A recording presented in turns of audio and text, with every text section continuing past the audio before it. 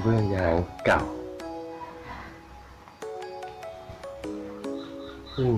ใช้มา10 ปีแล้วหลุดร่อนหมดแล้วครับเราก็จะมาทำกันใหม่แรกก็ต้องทำการรื้อก่อนครับรื้อร่อนหมดแล้วครับ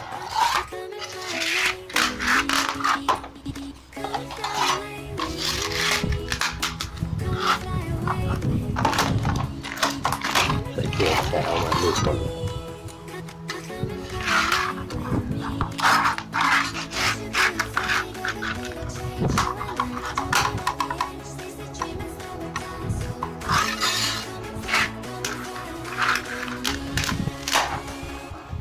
น้องหมาไม่ต้องยุ่ง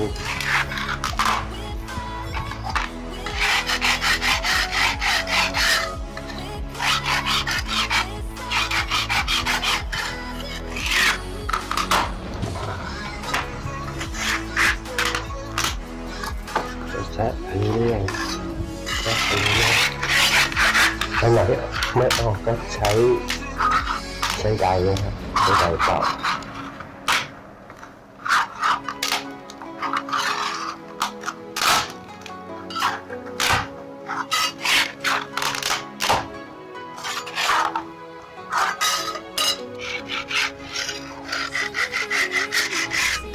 หลังจากดูเสร็จแล้วครับก็วาดฝุ่นซะก่อนจากฝุ่นก่อน1 รอบเราจะเห็นว่าพื้นเป็นรอยกาวเก่านะครับมันจะไม่เรียบมีฝุ่นเยอะรอยกาวเก่านี่ถ้าออกก็ไม่ได้ออกนะครับเป็นแข็งมากมันจะเสียเวลานะครับเราจะใช้วิธีกวาดฝุ่นไปก่อนพอกวาดฝุ่นไปแล้วก็ถูเลยครับผ้าชุบน้ำนะผ้าชุบน้ำถูเลยครับชกหน่อยก็ได้ครับ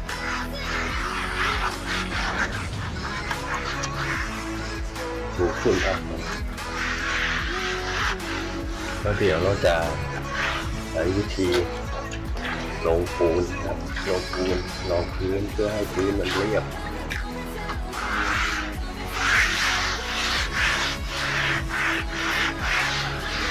ถูเลยก็หลักการเลยครับ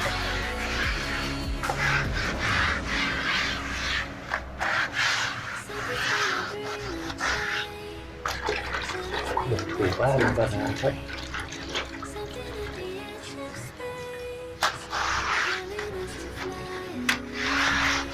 ชอบที่ของญี่ปุ่นมันจะเยอะครับ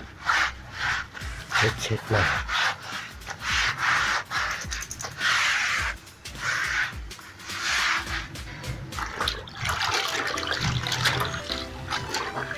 เปียกไม่เป็นไรนะครับใช่มันเปียกไว้ก็เดี๋ยวเราลงปูนฮะก็จะช่วยให้ยึดเกาะดีขึ้น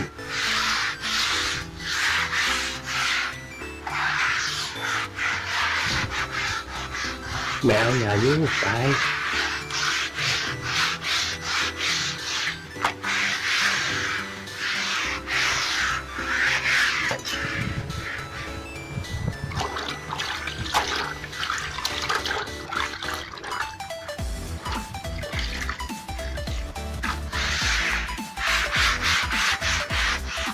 ที่ผมทำนี่ก็คือแบ่งทำไปเรื่อยๆนะครับเราใช้งานด้วยทุกวันอยู่ห้องทุกวันถอยแล้วถอยลูก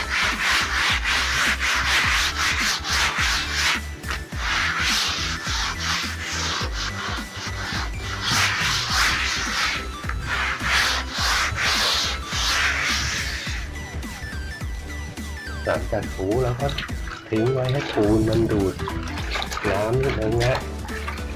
ปูนน้ำไม่ให้มันดูดน้ำนิดนึงทิ้งเลยครับ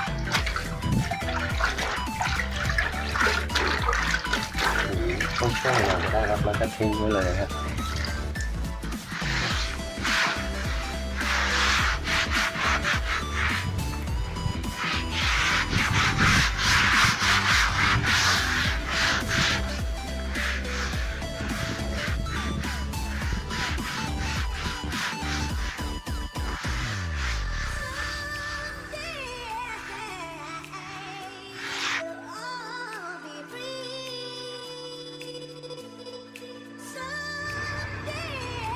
ครับเรามาจะผสมปูน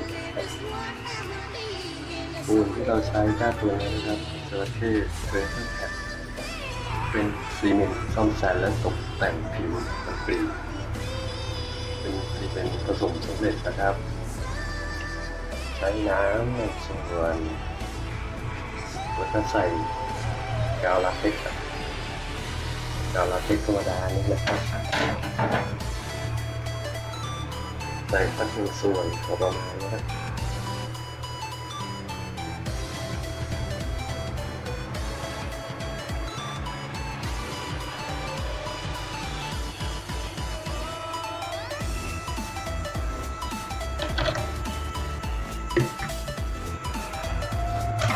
ลาเท็กซ์ใส่คนกับน้ำก่อนนะครับคนให้เข้ากันเสร็จแล้วเราก็ใส่ปูน3 ส่วนนะครับ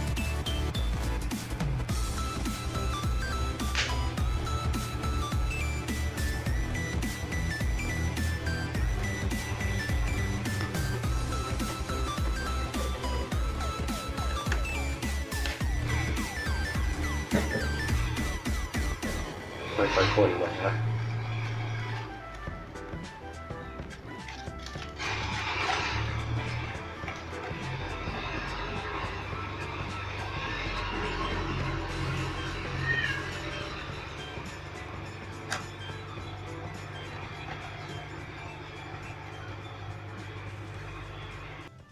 สมปูนเสร็จแล้วเราก็ลากเลยนะครับ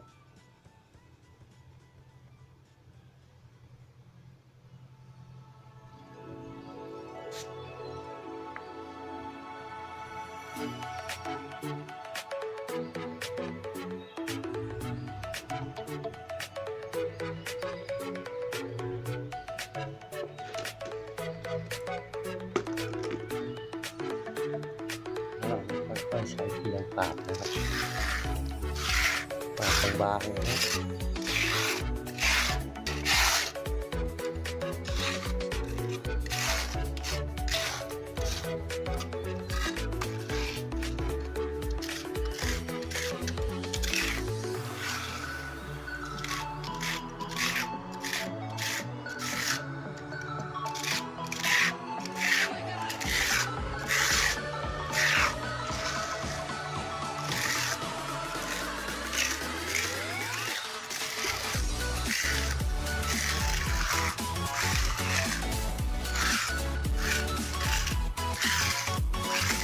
จะช่วยเพิ่มพื้นที่เกาะของกระเบื้องแล้วนะครับ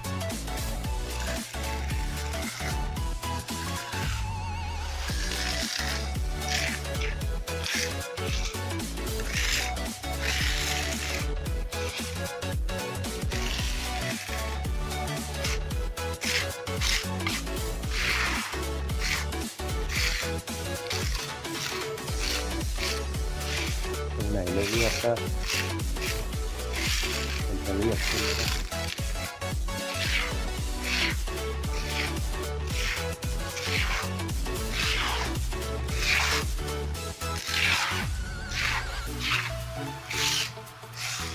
ปาดไล่ไปเรื่อยๆครับ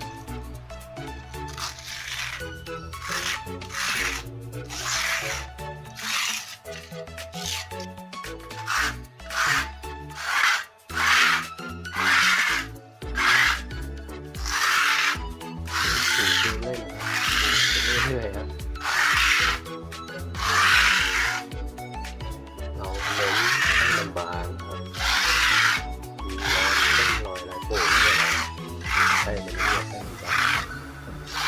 ก็ขูดไปเรื่อย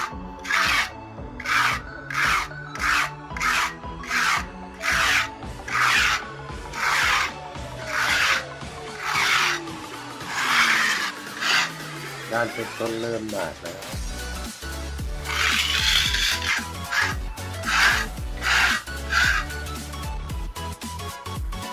นี่ก็ยังไม่เสร็จนะเหลืออีกหน่อยเดี๋ยวผสมเพิ่มนะครับ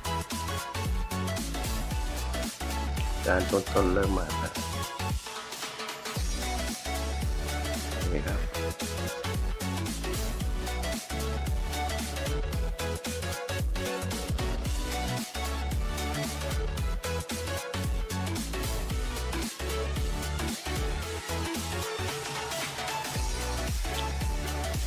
ครับหลังจากเราปาปูนไปแล้วนะครับปูนเนี่ยจะใช้เวลาเซตตัวราวๆ1 ชั่วโมงนะครับมันก็จะเริ่มแห้งก็สามารถเดินเหยียบได้ครับหลังชั่วโมงนึงนี่เดินเหยียบได้แล้วเราทิ้งไว้สัก1 คืนนะครับแล้วก็มาเริ่มปูได้เลยครับทิ้งไว้สัก1 คืนอุปกรณ์ก็มีนะครับกระเบื้องยางหลังกาวแล้วก็ใช้ค้อนยางนะครับทุบ